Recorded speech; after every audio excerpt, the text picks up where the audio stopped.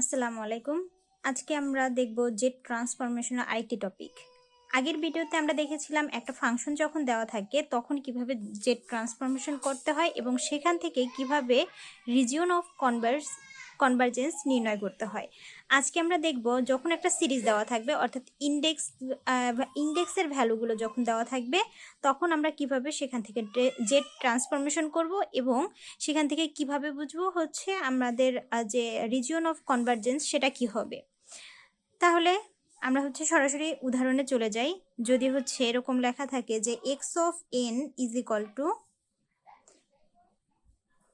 1 2 5 7 0 1 এরকম দেওয়া থাকে, আর এখানে যদি কোনো চিহ্ন না থাকে মানে ডিরেক্ট শুধুমাত্র এভাবেই থাকলো, তাহলে এখান থেকে আমরা জেড ট্রান্সফরমেশন কিভাবে করব।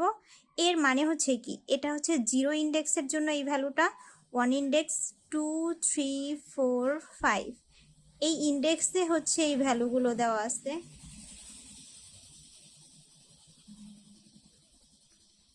তাহলে আমরা যদি এর জেড ট্রান্সফরমেশন করি তাহলে আমাদের দাঁড়াবে কি মাইনাস ইনফিনিটি থেকে plus infinity x of N Z power minus N. এখন এখানে হচ্ছে আমার লিমিট কত থেকে কত পর্যন্ত, এখানে আমার ইন্ডেক্স ভ্যালু আছে 0 থেকে 5 পর্যন্ত, তার মানে এছাড়া যত ভ্যালুগুলো আছে সবগুলোর ভ্যালু কি এখানে 0। তাহলে আমরা জাস্ট এই কয়টার জন্য বের করব, তাহলে এখানে আমার লিমিটটা ছোট হয়ে যাচ্ছে যেটা 0 থেকে 5 পর্যন্ত হয়ে যাচ্ছে। এবার এখানে যেটা আছে তাই থাকবে। এখন এখানে আমরা তাহলে এবার যদি মান বসাই দিই তাহলে কি হবে, এক্স অফ 0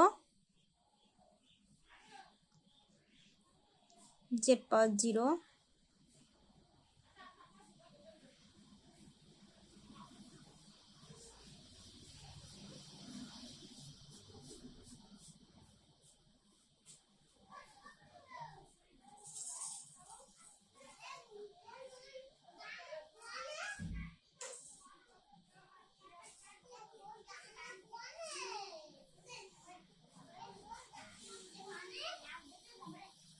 এই পর্যন্ত। এখন তাহলে আমরা হচ্ছে মানগুলো বসাই দেবো। এক্স অফ 0 ইন্ডেক্সের ভ্যালু কত আছে 1, তাহলে 1 আর জেড পাওয়ার 0 মানে হচ্ছে 1, তার মানে এখানে 1 হবে। এক্স অফ 1 এর জন্য হচ্ছে 2 Z inverse 1 5 Z inverse 2 7 Z inverse 3 0 into Z inverse 4 1 into Z inverse 5। তার মানে এখানে হবে 1 প্লাস 2 ভাগ জেড প্লাস 5 ভাগ জেড স্কোয়ার প্লাস 7 ভাগ জেড কিউব। এখানে এটা 0 হয়ে যাবে, তাহলে এটা চলে যাবে 1 ভাগ জেড পাওয়ার 5। এই হচ্ছে কি আমাদের জেড ট্রান্সফরমেশন। এখন এখান থেকে আমরা যেটা দেখব সেটা হচ্ছে এর রিজিয়ন অফ কনভারজেন্স কত হবে, অর্থাৎ আরওসি কত হবে। এখন যখন সিরিজে দেওয়া থাকবে তখন আমাদের রিজিয়ন অফ কনভারজেন্স বের করার নিয়ম হচ্ছে, যখন এই যে এখানকার ইন্ডেক্স ভ্যালুগুলো শুধুমাত্র পজিটিভ ভ্যালু দেওয়া থাকবে, অর্থাৎ যদি হচ্ছে n is greater than or equal 0 এরকম থাকে, তাহলে সেটা হবে কি যে রাইট সাইড।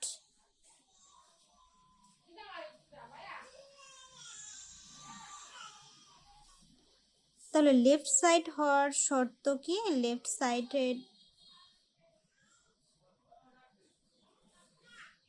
যখন n 0 থেকে ছোট। আর টু সাইড কখন হবে,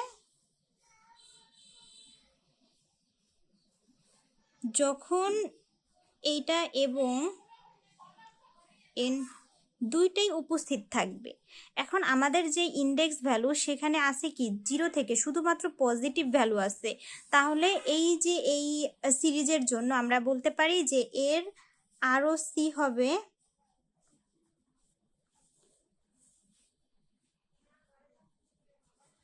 রাইট সাইডেড,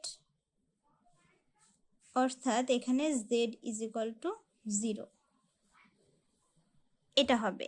তাহলে এখানে আরেকটা জিনিস আমরা একটু দেখতে পারি, এখানে হচ্ছে রাইট সাইডেড হলে z is equal to 0, left side হলে z is equal to infinity, আর হচ্ছে টু সাইডেড যখন হবে তখন z is equal to 0 and z is equal to infinity. এই দুইটা ভ্যালুই এখানে থাকবে, অর্থাৎ বোথ। তাহলে এটা বোঝা গেল। এখন আমরা সেম এরকমই আরেকটা হচ্ছে উদাহরণ দেখব, তবে তার একটু ডিফারেন্ট হবে। যেরকম এই যে এখানে যে হচ্ছে সিরিজটা দেওয়া ছিল, এই সিরিজটা এভাবে না থেকে যদি হচ্ছে এক্স অফ এন 1, 2, 5, 7, 0, 1, এখানে যদি এই জায়গায় একটা তীর চিহ্ন থাকতো, তাহলে এটা সেম জিনিস। যখন আমাদের কোনো তীর চিহ্ন থাকবে না, তখন আমরা নর্মালি ইন্ডেক্স নাম্বার যেরকম অ্যারেতে শুরু করি 0 থেকে 5 পর্যন্ত, 0, 1, 2 এভাবে আমরা কাউন্ট করতে থাকি, তাহলে এভাবেই এখান থেকে কাউন্ট করব।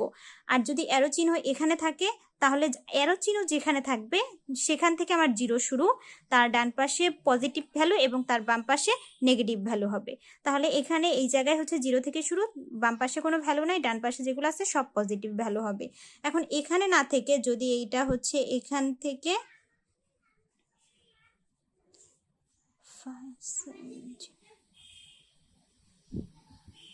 এখানে যদি এই 5 নাম্বার ইন্ডেক্স এখানে যদি অ্যারো চিহ্ন থাকে, তাহলে আমার এখানে হচ্ছে 0 হবে, এখানে 1, 2, 3 আর এখানে -1, -2। তাহলে এখন আমরা দেখব এই উদাহরণটি। তাহলে এই উদাহরণের জন্য এই বরাবর আমার 0, এই পাশে আমাদের 1, 2, 3 আর এই পাশে হবে কি -1, -2।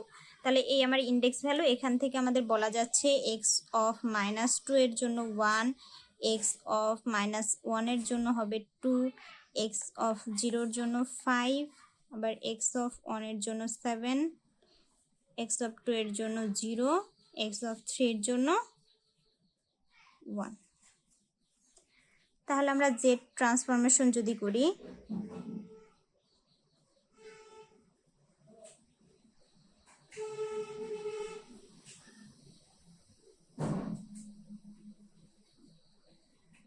এখানে আমার লিমিট কত, -2 থেকে +3 পর্যন্ত। তাহলে এখানে আমার লিমিটটা আপডেট হবে কি -2 থেকে 3 পর্যন্ত।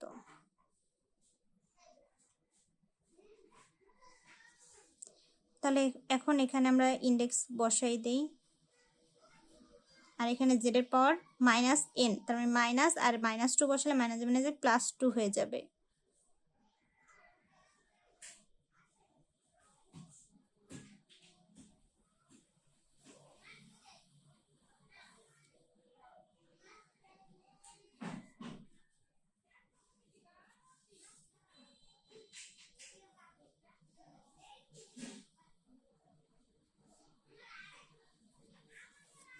তাহলে এখন আমরা যে এই যে এক্স যে ভ্যালুগুলো দেওয়া আছে সেগুলো আমরা এখানে যদি বসাই দিই, এখানে হচ্ছে 1, তার মানে 1 × z², তার মানে এখানে হবে z² প্লাস এক্স অফ -1 2, তাহলে এখানে হবে 2z প্লাস এর মান 1, এক্স অফ 0 এর মান 5, আর z পাওয়ার 0 মানে 1, তাই 5 এর সাথে 1 গুণ করলে 5 হচ্ছে, প্লাস এক্স অফ 1 এর ভ্যালু 7, আর এখানে হচ্ছে z ইনভার্স 1, তার মানে আমি লিখতে পারি 7/z।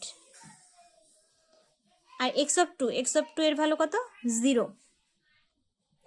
তাহলে এক্স অফ 2 এর ভ্যালু যদি 0 হয়, তাহলে 0 এর সাথে আমি যে কোনো কিছু গুণ করলে 0 হয়ে যাচ্ছে, তাহলে এটা আর লিখবো না। এখানে এক্স অফ 3 এর ভ্যালু হচ্ছে 1, আর এখানে z³, তার মানে এখানে আমার ভাগে যাবে z³। এ হচ্ছে আমার জেড ট্রান্সফরমেশন। এখন হচ্ছে আমরা ROC কিভাবে নির্ণয় করব। ROCর ভিতরে এখানে কিন্তু পজিটিভ এবং নেগেটিভ দুইটা ভ্যালুই আছে। তাহলে আমরা এখান থেকে বলতে পারি ROC হচ্ছে কি, যে বোথ সাইডেড বা হচ্ছে টু সাইডেড, আর এখানে হচ্ছে এক্স অফ জেড এর যে অল জেড এসপেক্ট জেড, এখানে কি হতে পারে 0 অ্যান্ড z = ইনফিনিটি, দুইটাই হতে পারে এখানে আমাদের। তাহলে আশা করি সবাই বুঝতে পেরেছেন। আজকের ভিডিও এই পর্যন্তই, ধন্যবাদ।